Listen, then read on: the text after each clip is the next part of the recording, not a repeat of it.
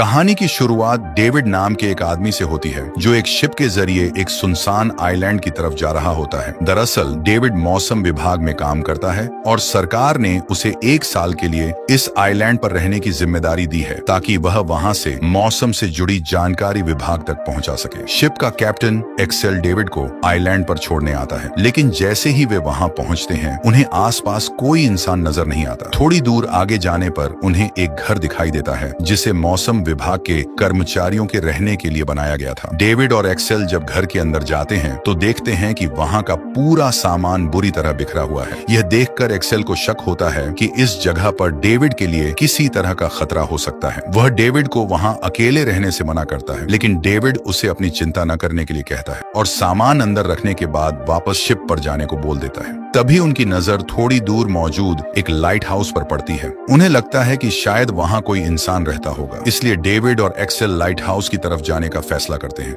Excel अपने बाकी लोगों को बोट पर वापस भेज देता है और खुद डेविड के साथ लाइट हाउस की जांच करने पहुंचता है। लाइट हाउस के चारों तरफ लकड़ी से बने कई तरह के हथियार और सुरक्षा के इंतजाम किए गए थे। इतने सुनसान आइलैंड पर इस तरह की तैयारी देखकर दोनों को हैरानी होती है। वे लाइट हाउस का दरवाजा खटखटाते हैं, लेकिन अंदर से कोई भी दरवाजा नहीं खोलता। आखिरकार डेविड दरवाजे को जोर से धक्का देकर खोल देता है और एक्सेल के साथ अंदर चला जाता है। वहां उन्हें एक आदमी मिलता है जो अपना नाम ग्रूनर बताता है। वह इस लाइट हाउस का केयर टेकर था। एक्सेल उसे बताता है कि मौसम विभाग के पुराने ऑफिसर की जगह अब डेविड यहाँ काम करने वाला है। इसके बाद एक्सेल ग्रूनर से पुराने ऑफिसर के बारे में पूछता है। ग्रूनर बताता है कि पुराने ऑफिसर की मौत टाइफस नाम की बीमारी की वजह से हुई थी। यह सुनकर एक्सेल उसकी लाश देखने के लिए कहता है, लेकिन ग्रूनर का जवाब और भी अजीब होता है। वह कहता है कि उसने उस ऑफिसर को आखिरी बार समुद्र की तरफ जाते हुए देखा था और उसके बाद वह कभी वापस नहीं लौटा। ग्रूनर की बातें एक्सेल को बिल्कुल भरोसेमंद नहीं लगती। उसे महसूस होता है कि इस आइलैंड पर कुछ गड़बड़ जरूर है, इसलिए वह डेविड से कहता है कि वह उसके साथ वापस चल पड़े। लेकिन डेविड पहले ही इस आइलैंड पर रुकने का फैसला कर चुका था। आखिरकार एक्सेल डेविड को वहीं छोड़कर वापस जाने लगता है, लेकिन जाने से पहले वह डेविड को अपनी गन दे देता है ताकि अगर कोई खतरा आए तो वह अपनी रक्षा कर सके। एक्सेल के जाने के बाद डेविड वापस घर में आता है और अपना सामान व्यवस्थित करने लगता है। इसी दौरान उसे पुराने ऑफिसर की एक डायरी मिलती है। डायरी में उस ऑफिसर की पत्नी की तस्वीर भी लगी हुई थी। डेविड डायरी को पढ़ना शुरू करता है। उसमें इस आइलैंड से जुड़ी कई महत्वपूर्ण जानकारियां लिखी थीं, लेकिन सबसे अजीब बात यह थी कि डायरी में समुद्र में रहने वाले कुछ अजीबोगरीब जीवों की तस्वीरें और ड्राइंग भी बनी हुई थी। हालांकि डेविड इन चीजों को ज्यादा गंभीरता से नहीं लेता और आखिरकार सो जाता है। अगली सुबह डेविड मौसम से जुड़ी जानकारी इकट्ठा करने के लिए घर से बाहर निकलता है। तभी उसकी नजर जमीन पर पड़े कुछ शेल्स पर जाती है। वे शेल्स एक गोल घेरे में इस तरह सजाए गए थे जैसे किसी ने उन्हें जानबूझकर वहां सजाया। डेविड इस अजीब चीज पर ज्यादा ध्यान नहीं देता और अपना काम करने लगता है। इसी दौरान जब वह दूरबीन से लाइट हाउस की तरफ देखता है तो उसे ग्रूनर के अलावा वहां कोई और भी दिखाई देता है। लेकिन इससे पहले कि डेविड ठीक से देख पाता, वह रहस्यमयी चीज अचानक गायब हो जाती है। डेविड को लगता है कि शायद यह उसकी आंखों का धोखा था, इसलिए वह इस बात को नजरअंदाज करके वापस अपने घर लौट आता है। रात होते ही डेविड को घर के बाहर कुछ हलचल सुनाई देती है। पहले उसे लगता है कि शायद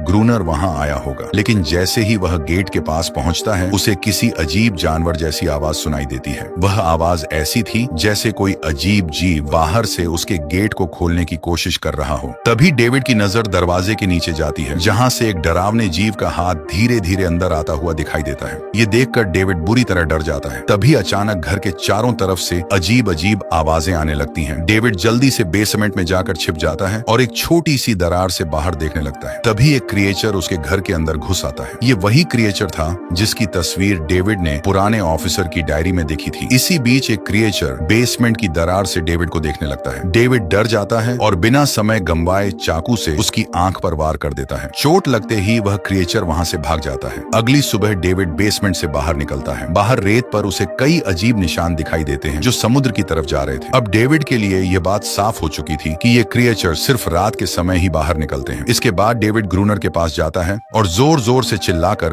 उससे गेट गेट खोलने के लिए कहता है, लेकिन ग्रूनर गुस्से में उस पर पानी फेंक देता है और कहता है कि उसे यहाँ आना ही नहीं चाहिए था। निराश होकर डेविड वापस अपने घर आ जाता है। अब उसे समझ आ चुका था कि अगर उसे इस आइलैंड पर जिंदा रहना है तो खुद ही अपनी सुरक्षा का इंतजाम करना होगा। वह लकड़ियों से कुछ हथियार तैयार करता है। इसके अलावा घर के चारों तरफ एक गड्ढा खोदकर उसमें लकड़ियां, किताबें और पेट्रोल जैसी ज्वलनशील चीजें डाल देता है, ताकि रात में जब क्रिएचर्स हमला करें तो वह आग की मदद से उन्हें रोक सके। साथ ही वह अपनी गन को भी अच्छी तरह लोड कर लेता है और रात होने का इंतजार करने लगता है। कुछ देर बाद डेविड को बाहर से उन क्रिएचर्स की आवाजें सुनाई देने लगती हैं। देखते ही देखते कुछ क्रिएचर्स खिड़की के रास्ते घर के अंदर घुसने लगते हैं। डेविड तुरंत उन पर गोलियां चलाना शुरू कर देता है। वह लगातार फायर करता है, लेकिन कुछ ही देर में उसकी सारी गोलियां खत्म हो जाती हैं। अब उसके पास दूसरा कोई रास्ता नहीं था। वह तुरंत घर के बाहर बने गड्ढे में आग लगा देता है। देखते ही देखते आग पूरे घर के चारों तरफ फैल जाती है। आग देखकर सारे क्रिएचर्स डरकर वहां से भागने लगते हैं, लेकिन डेविड की मुसीबत अभी खत्म नहीं हुई थी। आग अब उसके घर के अंदर भी फैल चुकी थी। अपनी जान बचाने के लिए डेविड तुरंत घर से बाहर निकलता है। इस दौरान उसका हाथ भी बुरी तरह जल जाता है। वह एक बड़े पत्थर के पीछे जाकर छिप जाता है। तभी अचानक बारिश शुरू हो जाती है और डेविड को पूरी रात घर के बाहर ही गुजारनी पड़ती है। अगली सुबह जब वह उठता है तो देखता है कि आग की वजह से उसके घर का काफी नुकसान हो चुका है। अब उसके लिए उस घर में रहना लगभग नामुमकिन था। इसलिए डेविड ग्रूनर के पास जाने का फैसला करता है। वहां पहुंचकर वह देखता है कि ग्रूनर समुद्र की तरफ जा रहा है। डेविड उसका पीछा करने लगता है। तभी अचानक एक समुद्री क्रिएचर डेविड पर हमला कर देती है। डेविड किसी तरह खुद को बचा लेता है और तुरंत अपनी गन निकालकर उस क्रिएचर पर तान देता है, लेकिन तभी ग्रूनर वहां पहुंच जाता है। वह अपनी गन डेविड पर तान कर उसे उस क्रिएचर को छोड़ने के लिए कहता है। ग्रूनर डेविड को समझाता है कि यह क्रिएचर उसे कोई नुकसान नहीं पहुंचाएगी, क्योंकि यह उसके साथ रहती है। इसके बाद ग्रूनर डेविड को अपने साथ लाइट हाउस में रहने की इजाजत दे देता है। हालांकि इसके बदले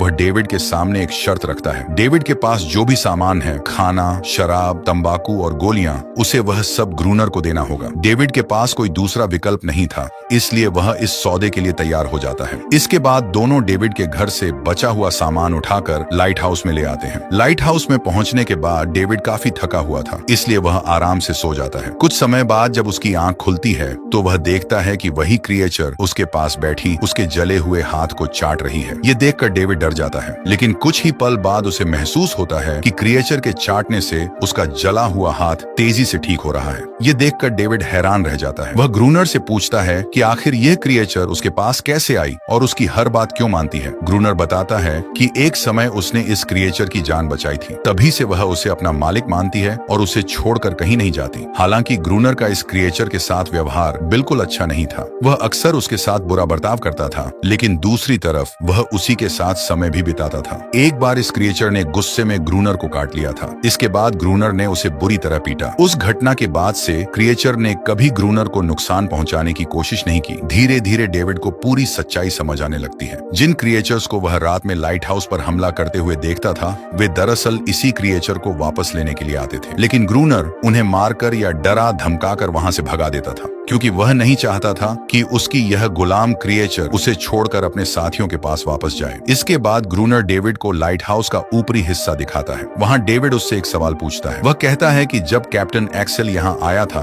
तब वह उसके साथ वापस जा सकता था, फिर आखिर उसने इस आइलैंड पर रुकने का फैसला क्यों किया। ग्रूनर जवाब देता है कि यही उसकी दुनिया है और वह इस जगह का राजा है। यहाँ वह अपनी मर्जी से जीता है और उसे रोकने वाला कोई नहीं है, इसीलिए वह इस आइलैंड को छोड़कर कहीं नहीं जाएगा। डेविड उससे साफ कह देता है कि वह यहाँ हमेशा के लिए नहीं रुक सकता। जैसे ही उसे कोई शिप दिखाई देगी वह उसे सिग्नल देकर मदद के लिए बुला लेगा। उसी शाम वह रहस्यमयी क्रिएचर धीरे धीरे डेविड के पास आती है। डेविड और उस क्रिएचर के बीच दोस्ती होने लगती है। इसकी एक बड़ी वजह यह थी कि डेविड दिल का अच्छा इंसान था और वह उस क्रिएचर के साथ ग्रूनर जैसा व्यवहार नहीं करता था। एक रात ग्रूनर डेविड को लाइट हाउस के ऊपर ले जाता है। वहां पहुंचकर वह एक फ्लेयर गन चलाता है ताकि आसपास मौजूद क्रिएचर्स को अपनी तरफ बुला सके। साथ ही वह अपनी क्रिएचर से भी बाकी क्रिएचर्स को बुलाने के लिए कहता है। दरअसल ग्रूनर का मानना था कि अगर उन्हें इस आइलैंड पर जिंदा रहना है तो उन्हें सभी क्रिएचर्स को खत्म करना होगा। कुछ ही देर में समुद्र की तरफ से बड़ी संख्या में क्रिएचर्स लाइट हाउस की तरफ आने लगते हैं।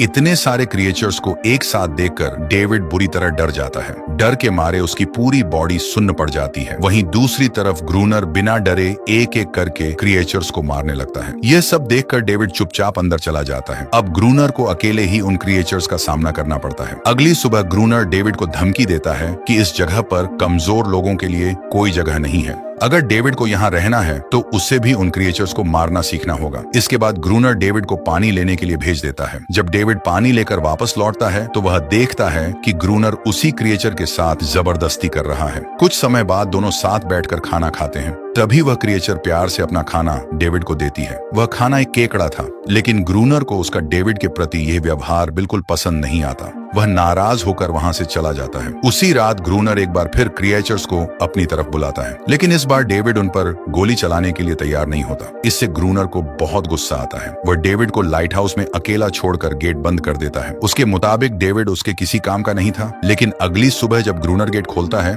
तो उसके सामने एक ऐसा नजारा होता है जिसकी उसे उम्मीद नहीं थी। डेविड अभी भी जिंदा था, लेकिन उसका पूरा शरीर खून से लथपथ था। साफ था कि उसने रात में अकेले ही उन सभी क्रिएचर्स का सामना किया था और उन्हें मार गिराया था। इसके बाद दोनों मिलकर कई दिनों तक क्रिएचर्स का सामना करते हैं। वे बारी बारी से उनकी निगरानी करते और मौका मिलते ही उन्हें मार देते। लेकिन कुछ हफ्तों बाद अचानक क्रिएचर्स ने लाइट हाउस पर हमला करना बंद कर दिया। एक दिन डेविड ग्रूनर से पूछता है कि आखिर वह क्रिएचर अपने ही लोगों को यहाँ मरने के लिए क्यों बुलाती है। ग्रूनर उसे उल्टा जवाब देते हुए कहता है कि उन क्रिएचर्स की नजर में इंसान ही शिकारी हैं, इसलिए वे लगातार उन पर हमला करने आते हैं। इसी तरह कुछ और दिन बीत जाते हैं। अब डेविड और ग्रूनर रात में बारी बारी से पहरा देने लगे थे, लेकिन इस दौरान ग्रूनर उस क्रिएचर के साथ लगातार जबरदस्ती करता रहता था। डेविड यह सब देखता था, लेकिन वह ग्रूनर के खिलाफ जाने की स्थिति में नहीं था। एक दिन डेविड उस क्रिएचर को नहाते हुए देखता है। वह उसके पास जाता है और उसकी स्किन को छूता है। उसकी त्वचा बेहद ठंडी थी। डेविड उस क्रिएचर को एनरिस नाम देता है, जिसका मतलब जलपरी होता है। दूर खड़ा ग्रूनर ये सब देख रहा था, लेकिन उसे डेविड की जरूरत थी,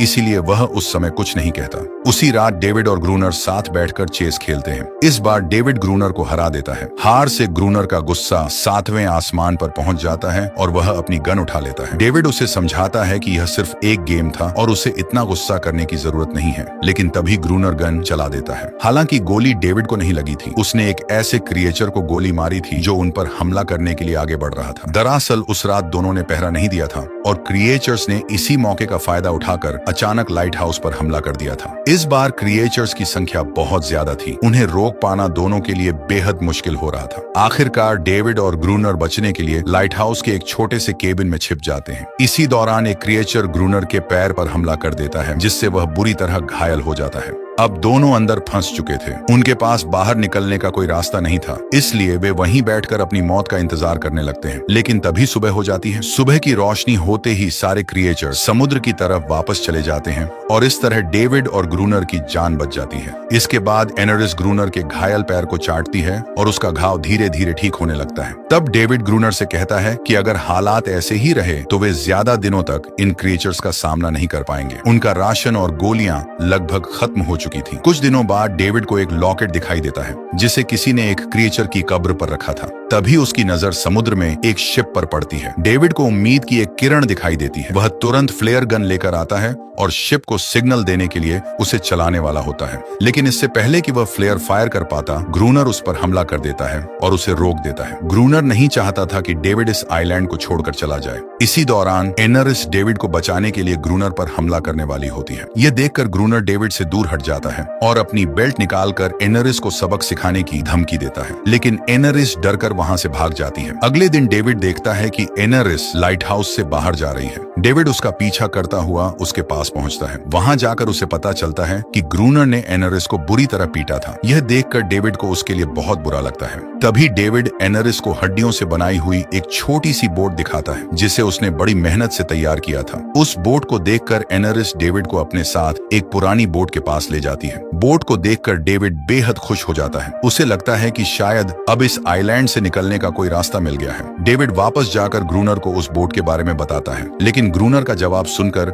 डेविड हैरान रह जाता है। ग्रूनर कहता है कि वह उस बोट के बारे में पहले से ही जानता था। ग्रूनर डेविड को बताता है कि कुछ साल पहले एक पुर्तगाली शिप इस आइलैंड के पास आए भयानक तूफान की चपेट में आकर डूब गई थी। शिप पर सवार लोग किसी तरह छोटी बोट के जरिए किनारे तक पहुंचे, लेकिन क्रिएचर्स ने उन सभी को मार डाला। ग्रूनर यह भी बताता है कि वे लोग गैर कानूनी तरीके से डायनामाइट लेकर जा रहे थे। यह सुनकर डेविड के दिमाग में एक आइडिया आता है। वह कहता है कि अगर वे उस डूबी हुई शिप से डायनामाइट डायनामाइट निकाल लाएं तो एक ही धमाके में कई क्रिएचर्स को खत्म किया जा सकता है। हालांकि ग्रूनर इस बात से सहमत नहीं होता। इसके बाद डेविड उस पुरानी बोट को ठीक करने में लग जाता है। तभी उसे एनरिस की आवाज सुनाई देती है। वह पास जाकर देखता है कि एनरिस नहा रही है। डेविड उसके पास जाता है और उसके साथ पानी में उतर जाता है। इस दौरान दोनों एक दूसरे के और करीब आने लगते हैं। दूर से ग्रूनर भी दोनों को देख रहा होता है। कुछ समय बाद जब डेविड लाइट हाउस के टावर में होता है तब ग्रूनर उसके पास आता है और कहता है कि उसने अपना फैसला बदल लिया है। अब वह डेविड के साथ उस डूबी हुई शिप के पास जाने और वहां से डायनामाइट निकालने के लिए तैयार था।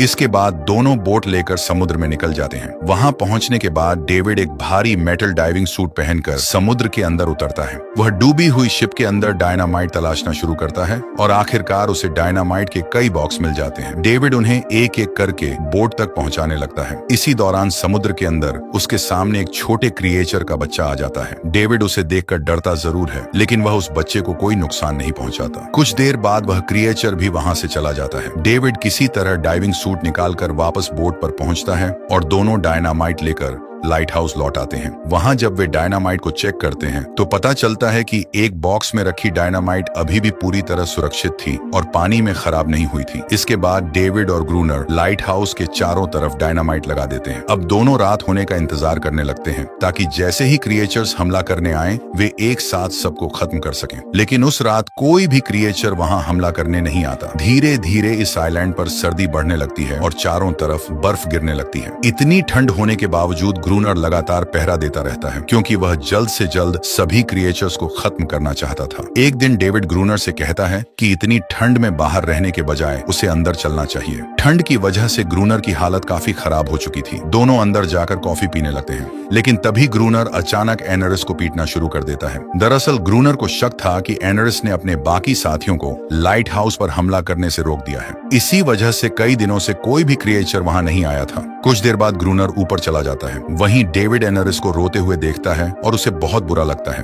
रात होने पर ग्रूनर एनरिस को पकड़ लेता है और उसे मारने की धमकी देकर अपने बाकी साथियों को बुलाने के लिए मजबूर करता है। इस दौरान लाइट हाउस का गेट भी खोल दिया जाता है और डेविड को गेट पर पहरा देने के लिए कहा जाता है। एनरिस के रोने की आवाज सुनकर धीरे धीरे बड़ी संख्या में क्रिएचर्स लाइट हाउस की तरफ आने लगते हैं। तभी अचानक एक क्रिएचर डेविड पर हमला कर देता है। डेविड किसी तरह उससे लड़ता है और आखिरकार उसे मार गिराता है। इसके बाद वह तुरंत ऊपर टावर में पहुंचता है और ग्रूनर से डायनामाइट में विस्फोट करने के लिए कहता है, लेकिन किसी वजह से डायनामाइट ब्लास्ट नहीं होती। डेविड जल्दी से बॉक्स और उसके कनेक्शन को ठीक करता है और फिर बटन दबा देता है। अगले ही पल जोरदार धमाका होता है। लाइट हाउस के आसपास मौजूद लगभग सभी क्रिएचर्स इस धमाके में मारे जाते हैं। अगली सुबह ग्रूनर घायल क्रिएचर्स को ढूंढ ढूंढ कर मार रहा होता है। तभी डेविड की नजर एक क्रिएचर के गले में पड़े एक लॉकेट पर जाती है। यह वही लॉकेट था जिसे उसने पहले एक दूसरी क्रिएचर की कब्र पर देखा था। लॉकेट को देखकर डेविड को एक बेहद महत्वपूर्ण बात समझ आती है। ये क्रिएचर्स सिर्फ खूंखार जानवर नहीं थे,